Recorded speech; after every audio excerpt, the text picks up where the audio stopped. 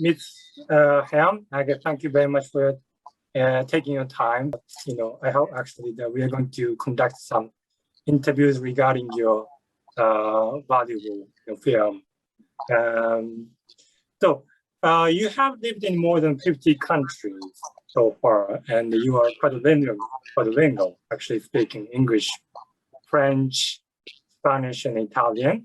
And your film, The Day of the Virgin, was inspired by what you saw and heard during the trip that you actually you travel across the globe.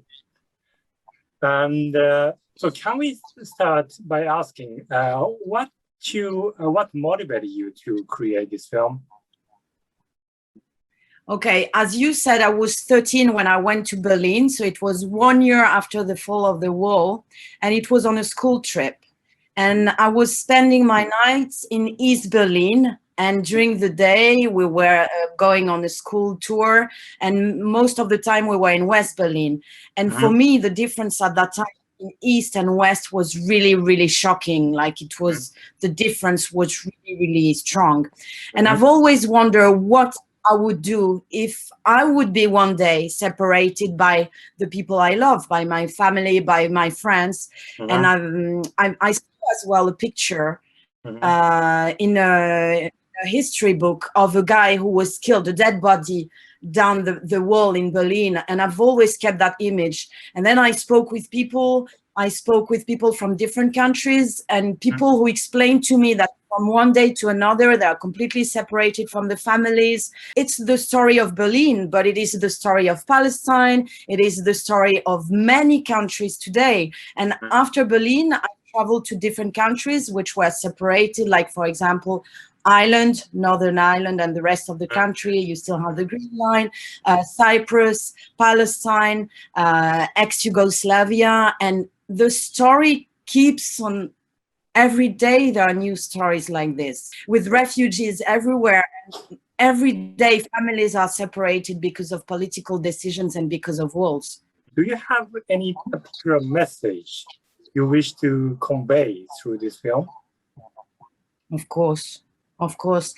You remember, I remember when I was in Palestine, the first time I crossed the wall to go to Palestine, I've met someone who told me nobody hears our voices. And I've always kept that in mind. And I think I'm lucky enough to be born with a passport, which gives me the right to travel everywhere just because I'm holding that passport.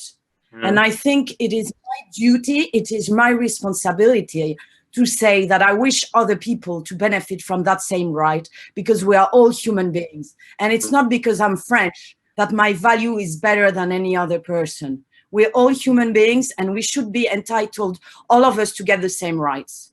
And if they want to stop someone from traveling, if they want to stop someone from being free, they must judge that person. And they must say, you cannot travel, you cannot be free because you did something wrong. But it's not the case. They ban people from traveling. They ban people from being free when they're not doing good things, when everything is okay with them. They are normal citizens. They didn't do anything wrong. Why can't they travel? It's not fair. This film also features some struggles and conflicts of people who live in their different areas of speaking different language and having another cultures.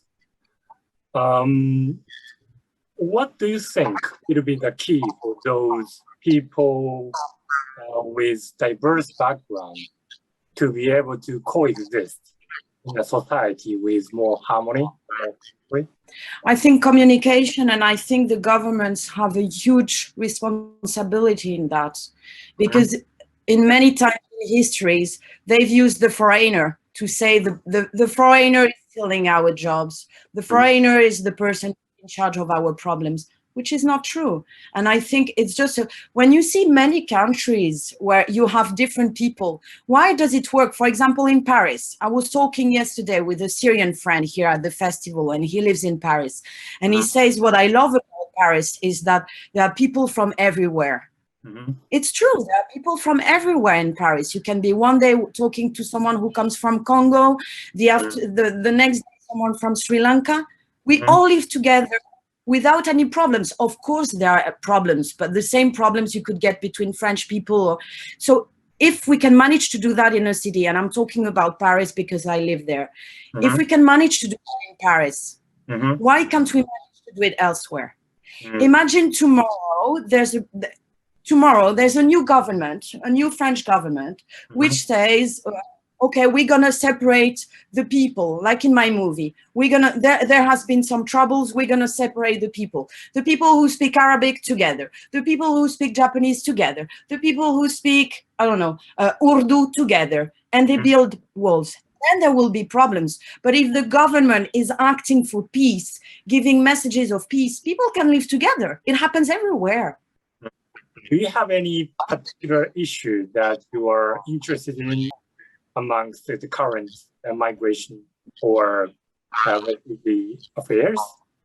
Basically, also the rights for those people to become refugees should be respected, because sometimes they don't even have the opportunity to make an asylum request.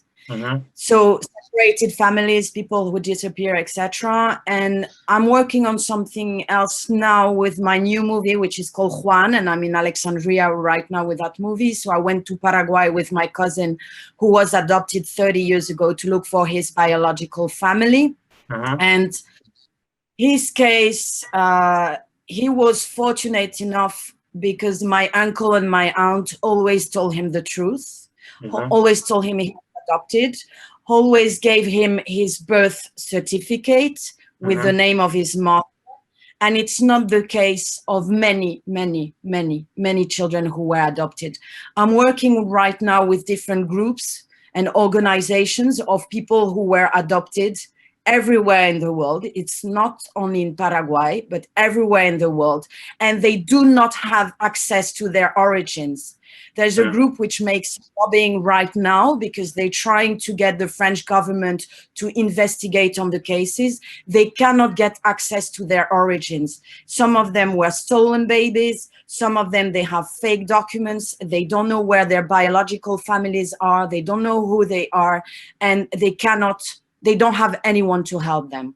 Okay, last but not least, I hope you give us a message to the Japanese people at this event.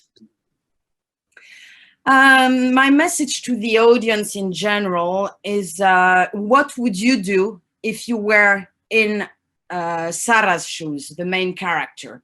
And that is connected to your question.